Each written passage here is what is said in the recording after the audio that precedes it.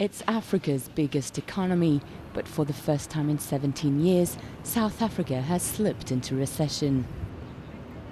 The new president, Jacob Zuma, has a tough task ahead. 1 in 4 workers here are now without a job, and 43% of the population lives on less than $2 a day.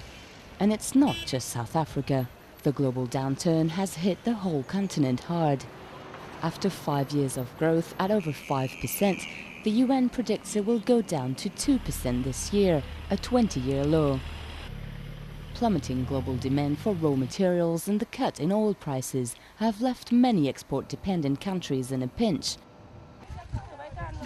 In Nigeria, for example, export revenues are in freefall. Growth is going down, but population figures are still expanding. It means that revenues per head are getting lower and lower. The African Development Bank has said the economic crisis would bring 27 million more Africans into poverty, and the bank warns the situation could be explosive, with increased risks of tensions and conflicts on the continent.